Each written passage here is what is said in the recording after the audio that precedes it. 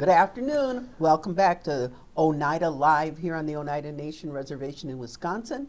I'm Bobby Webster. I'm the PR director for the Oneida Nation, and today is Thursday, June 26th. We're just a little more than 24 hours away from the start of the 51st annual powwow. So with us today we have Councilman Marlon Skenador, and also we have Sadie Kelly. She's a postgraduate who is working with the business committee as a project specialist. So they've got a bunch of things they're going to talk about today, some interesting news and things coming up. So with that, Councilman, I'm going to kick it off. Yeah, so Squig, everybody. Here the first thing we wanted to talk about today is our Oneida Youth Summit that's coming up July 12th and 13th. This started from the beginning of the term with our nation building, which is a new term that's been going around a lot. But we use that as a strategic development of the things that we wanted to accomplish during this term. One of the things that came out of there was a youth council. Vice Chair Brandon Stevens and myself took up that office initiative to develop that youth council. So as the beginning of this process, we decided that a youth summit bringing the youth together, enrolled and descendants together to help us develop this youth council, to see if they even want one. It would be something similar to a junior business committee. What we wanted to do is to uplift their voices to the young folks, and we really wanted their input on the development of this council. And with all the details, some of the specifics of the youth summit coming up, I'm going to pass it off to Sadie Hill Kelly to give us a breakdown of those details. Thank you, Marlon. So yeah, the Youth Summit will take place July 12th through the 13th. With anyone that registers, we are raffling off a pair of AirPods, so get to registration so you can get a chance to win those. It is open to 14 to 24-year-olds, Oneida enrolled and descendants. So a brief introduction and kind of insights to the Youth Summit will be 3 meals provided each day. We use a small group of youth from 18 to 24 for our planning committee to really help us decide what breakout sessions we want to include and what we should really reach to and what the community really needs for the youth. So we had direct input from them, and we had many discussions of what we should include and not include. Some breakout sessions include cultural learning, higher education, financial literacy provided hopefully by Bay Bank, and then also learning about minors trust, some entrepreneurship breakout sessions coming from our local entrepreneurs in Oneida community, also some insights for mental health awareness, language classes, and then also the big thing is the youth council development. We're using universal consulting to help us really facilitate the conversations of what the youth council wants to be for the Oneida community, what the youth want to do with the youth council, and what they see it in the future happening. We'll also have another breakout sessions including governance from possibly our local, our own Oneida Business Committee, and their insights and their journey of how they started, starting on the council. And then also each day will start and end with big group activities. We'll have all the age groups together in the big gym at the Turtle School. We'll have tables, we'll intermix the ages and intermix where the students are from throughout the local community. So we'll have them sit at tables to really express the community needs and community youth-led discussions to really emphasize what they see and what they would like the community to be like in the future and in their lifetime. Each day will also end with community events. Saturday we'll have a barbecue provided by the Oneida Business Committee has volunteered some of their time to help barbecue for the community. And then also a social will follow that. We will have a photo booth set up as well to engage and just meet all sorts of people from around the area as well. And then Sunday will be the Indigenous Games provided by Paul Ninham and his group, followed by a community lacrosse game after that. And then also we are including a tour of the reservation on Saturday. It'll be after lunch. We're going to bring the youth around the community to show off what we have here and also provide for the youth that aren't locally from here to let them see the reservation as well. And then Sunday we're spending time at Oneida Lake. Just a couple hours after lunch, we'll hopefully have lunch there, enjoy some fishing there, just walking around and spending some time outdoors. So that is what the insights are for the Youth Summit happening July 12th and 13th. The registration can be found on the flyer with a QR code, or the registration link can be found in the comments below as well. And I'll pass it back over to Marlon. Where is this summit being held? The Oneida Turtle School. At the Turtle Yes. School, the entire thing, because you mentioned a couple of different Mhm. locations. And what about those sessions afterwards, your barbecue thing? Is family going to come in and join at that Yeah, point? so the whole community is welcome to do that. It'll be taking place at the Norbert Hill Center, the Powell grounds. So we'll have a big setup out there where the social can be there, and the photo booth, and then also food. Okay, so as soon as the kids are done, call your parents and they can come Yep. join you, your family and friends, the entire community. Mm-hmm. All right. What do you anticipate when this is all over and you collect all the data and everything? Is there a next step that you're looking at?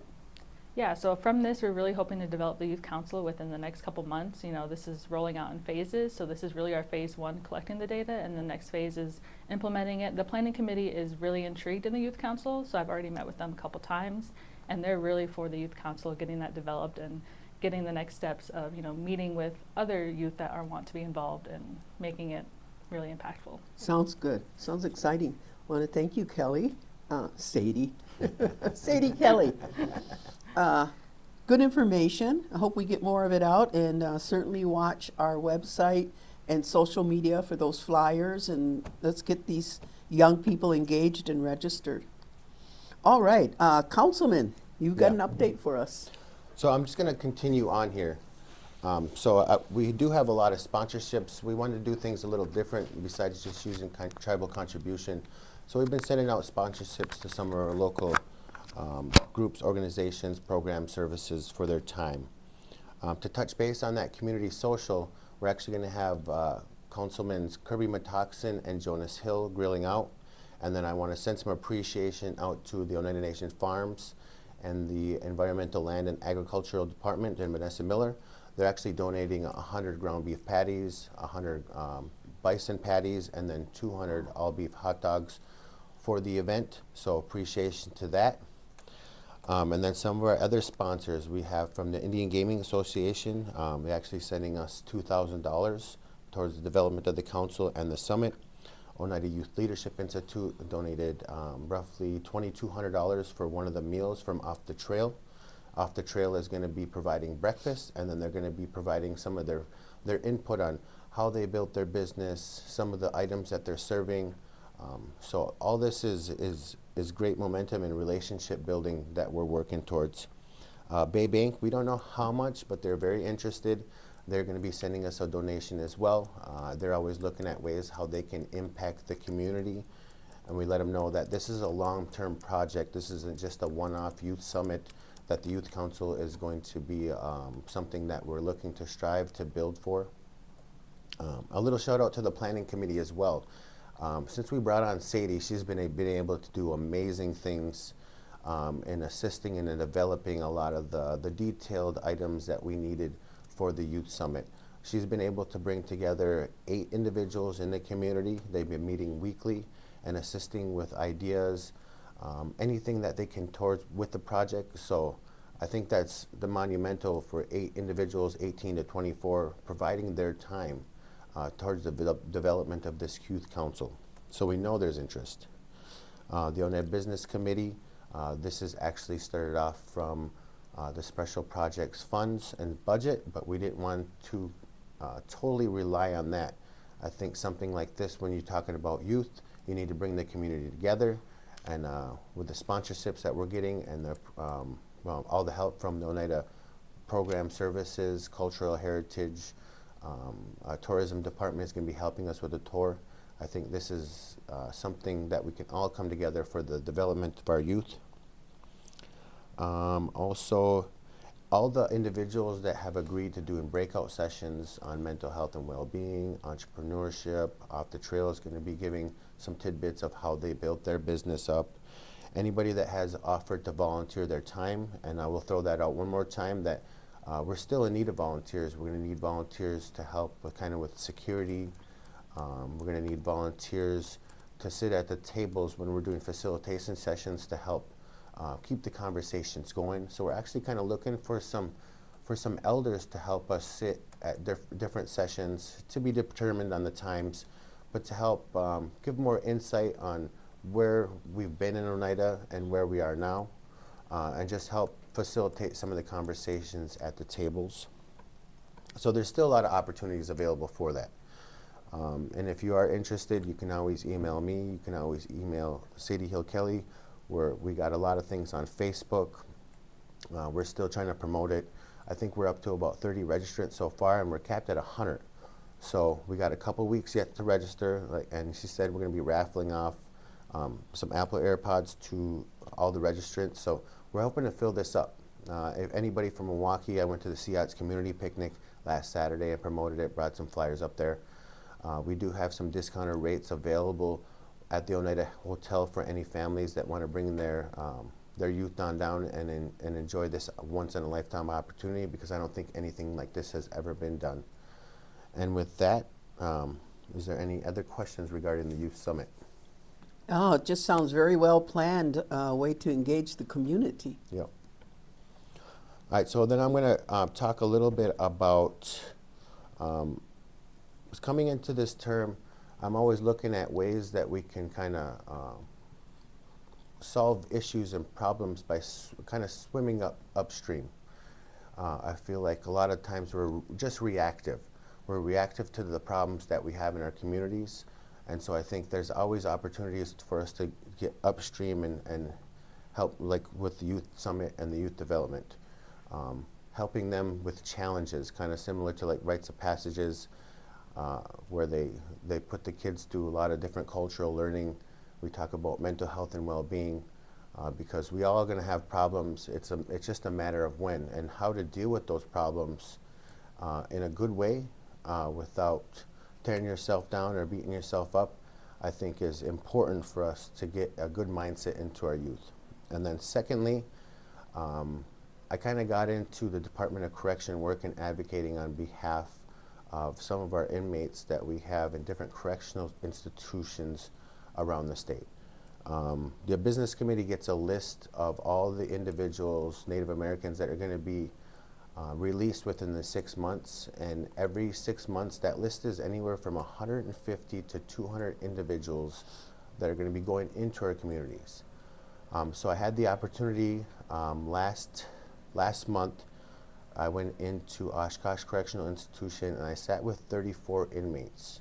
One of the things, it's the second time I've done that. It was a smaller group last time, but the number one thing that I've gotten out of that is the appreciation and gratitude. I've never have felt it so heartfelt, compassion, caring for me going into them, just to speak to them, just to talk about troubles, trials, tribulations that they're going through, some of the difficulties that they're going to have when they get out. I think that appreciation that they gave to me, they gave me an honor song when I got in there. They have their own drum and whatnot.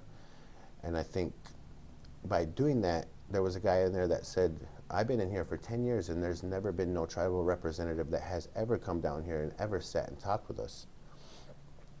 So coming out of there, I'm going to be looking to build some type of small coalition within all 11 tribes, talk to the Great Lakes Intertribal Council and discuss how we can get a delegate from each nation to go out and visit these individuals, because they're coming back to our communities.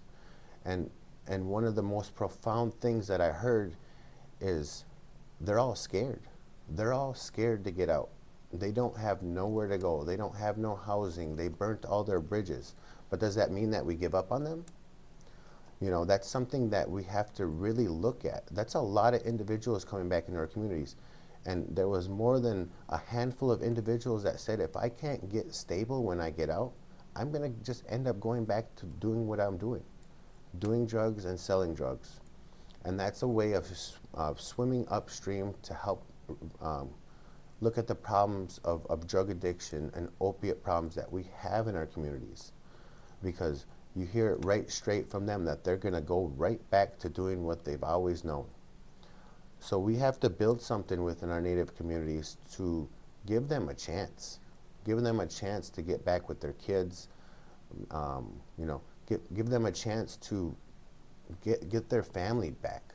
You know, we have a lot of children in here that are being raised by grandparents, aunts, uncles. We all see it. We all see it. It's in each and every one of us. So I'm going to continue that work. I've been able to advocate to the Department of Corrections, the State Department of Corrections, on a variety of issues just from talking to them. And about 5 of those things that I brought to their attention, they're actually making changes. So this advocacy work, being on the Oneida Business Committee, it carries a lot of weight. And so nothing that you bring to our attention goes to deaf ears, especially when you're talking about legislation within the state. I think it's important that we advocate for the people that aren't as well off. How can we change things to make things better for our community? So if there's anybody out there that's interested in that Department of Correction works, inmates, they're always looking for people to sweat with, reach out to me. You can find my information on the Oneida Nation website under government, under Business Committee, Oneida Business Committee. Those are the 2 updates that I had today, and thank you all for listening. All right, that sounds awesome. And being on LOC, I think we need to change some of our laws and amend them to provide those opportunities when prisoners are released in the job and in the housing. Yep. I know they go, a lot of them go through a transition before they leave the hard prison system into transitional. And sometimes they get jobs, come out with money, and they want a vehicle, they need to get a job, they need a place to live. And right now, our housing laws do not allow federal felony. There's a few different things we can look at internally with the Pardon and Forgiveness Screening Committee. Some people get put on extended supervision for 10 years, but maybe in that time they already got their doctorates, maybe they got their masters. Like, they're taking the time to make the changes and be make impacts on our community, but are certain laws within that prohibit them from even gaining employment with us. I've seen it many times in this community. So yeah, there are things we can look at internally to assist them as they get it back into our communities. All right. Well, thank you, Councilman. Yeah. Just wanted to remind everybody that check your mailboxes. You should have gotten a very thin envelope with the details of the special election, and that election is Saturday, July 12th, and it will have a poll in Oneida at the Health Center and SEATs. And they also have a list of all the candidates and all the positions that are available for this election. So check your mail. You will also have received the next General Tribal Council meeting. It's a special meeting on Tuesday, July 8th at the Oneida Hotel. Starts at 6 p.m. And the nature of the meeting is the Onyo de Aga Ni'i Committee and the work that they've been doing. So there is an agenda. That project is outlined in there a little bit, and they want to give you all an update as to this General Tribal Council directive to establish them and where they're at in, it's sort of more commonly referred to as the quorum, or I'm sorry, the Quantum. blood quorum.